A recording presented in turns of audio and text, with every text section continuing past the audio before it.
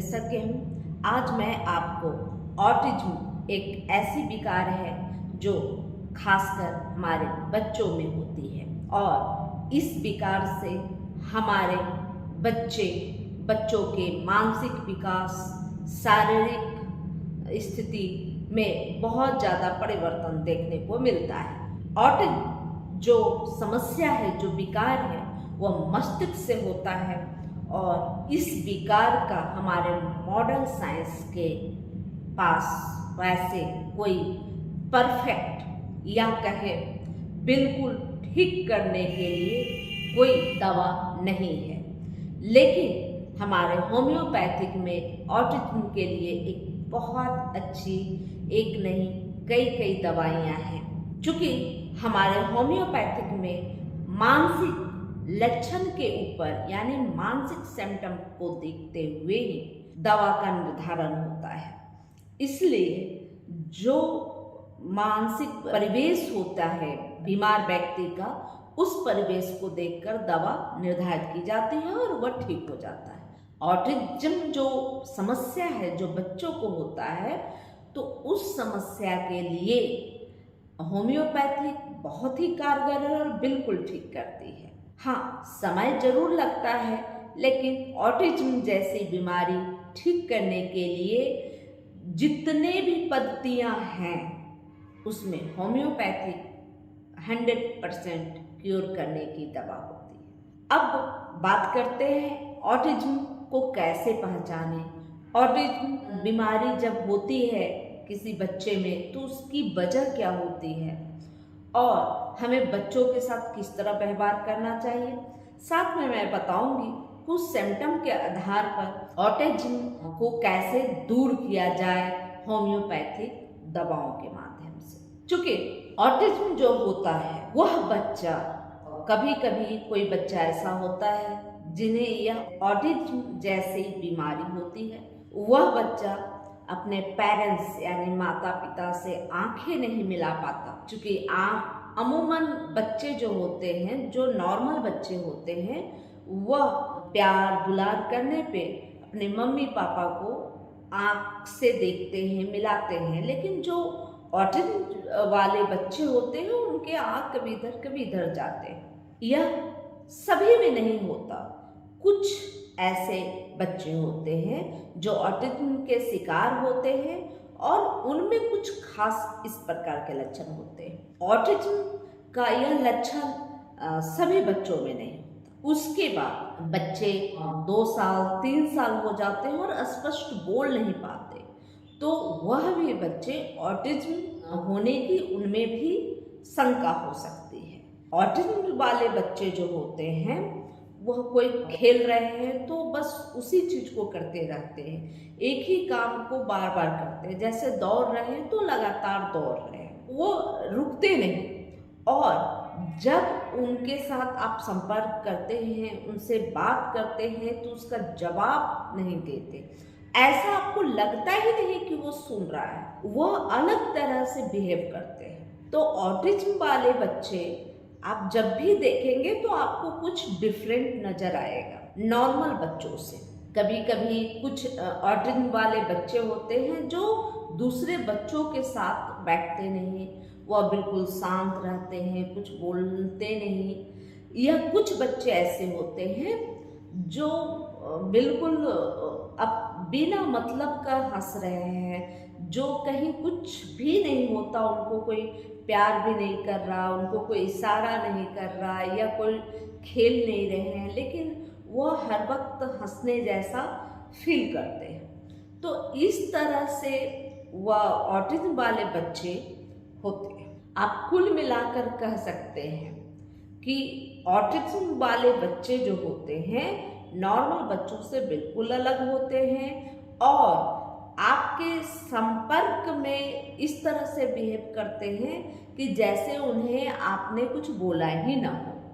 तो अगर इस तरह की स्थिति बनती है तो आप तुरंत ही जितना जल्द हो सके आप मनोचिकित्सक या बच्चों के जो डॉक्टर होते हैं उनसे मिले या आप किसी होम्योपैथिक विशेषज्ञ से मिले। इससे आप तुरंत ही उनका ट्रीटमेंट कर पाएंगे और उनकी समस्या और ज़्यादा बिगड़ेगी नहीं, क्योंकि ऑटिज्म जो समस्या है उसे मॉडर्न साइंस में कुछ हद तक सुधारा जा सकता है। उनके व्यवहार को एक देखा जाता है, उनके पूरा चार्ट तैयार किया जाता है कि वो किस तरह से मूवमेंट कर रहे हैं। उस मूवमेंट के अनुरूप आपको बताए जाते हैं कि आप उनके साथ ऐसे व्यवहार कीजिए, ऐसे व्यवहार कीजिए, ताकि बच्चे जो हैं वह उनका दिमागी विकास होने लगे। चूँकि बहुत सारे ऐसे आपको उपाय बताएंगे, जैसे क्ले को कैसे गोल गोल राउंड राउंड करना है, कैसे उन्हें लंबा करना है,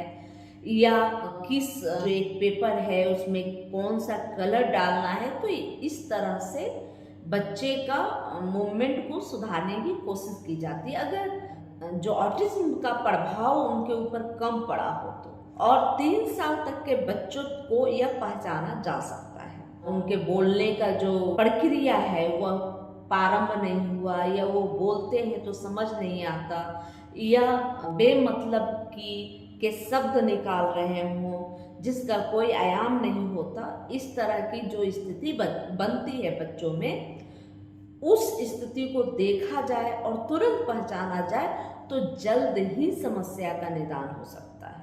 अगर यह समस्या तुरंत ही होम्योपैथिक विशेषज्ञ के पास संपर्क किया जाए, जैसे ही आपको पता चलता है उसी तरह से आप जल्द ही अगर मिलते हैं तो यह समस्या जल्द आपके बच्चे से दूर हो जाएगा और आपका बच्चा का हेल्थ भी ग्रो करेगा, माइंड भी ग्रो करेगा। चूंकि यह दिमाग से उत्पन्न हुई समस्या होती है, इसके होने का कारण ज्ञात तो बहुत ज़्यादा नहीं है, लेकिन मॉडर्न साइंस यह तय करती है कि हो सकता है यह आपको जेनेटिक भी हो, यानी वंशानुगत भी यह समस्या होती है, या माता के गर्भ में जो फ्लूइड होता है वह बच्चा ग्रहण कर लिया हो, उसकी वजह से भी उन्हें ऑटिज्म होने की संभावना होती है। या फ्लूइड गर्भ में रहते हुए माता का जो फ्लूइड जो बच्चे को कवर करता है उसको ग्रहण कर लेता है बच्चा,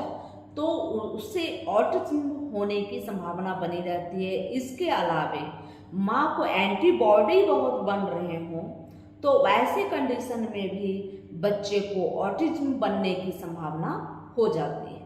कभी कभी आपके शरीर में कुछ केमिकल रिएक्शन होते हैं जिसकी वजह से भी ऑटिज्म होते हैं। तो इस तरह की जब स्थितियां होती है तो ऑटिज्म बच्चे में होने की संभावना बनती है।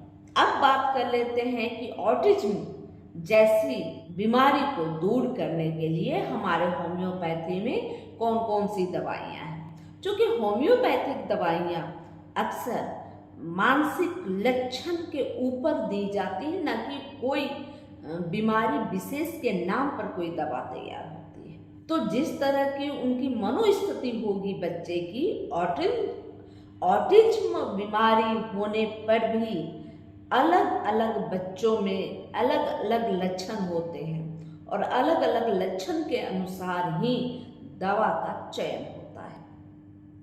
लेकिन आम तौर पे हम लोग ऐसे बच्चे को कुछ दवाइयाँ देते हैं जो कॉमन होते हैं, जैसे बेराइटाकार, बेराइटाम्यू।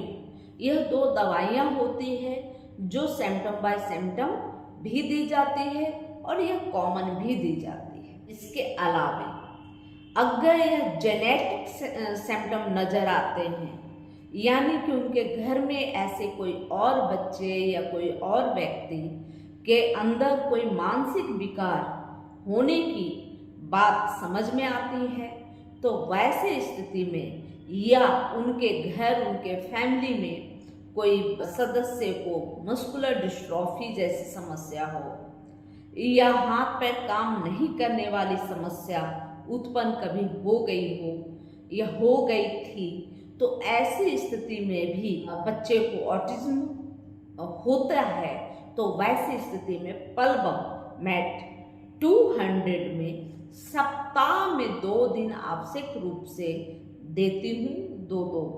इससे जो उनको जेनेटिक नुकसान हुआ है वह उसी जगह स्थगित होता है, और जो जीन के माध्यम से जो नुकसान चला आया है उसको वह रोक लेती है। इसके अलावा बच्चे का शारीरिक मानसिक विकास के लिए कैलीफॉस 6X का भी प्रयोग किया जाता है।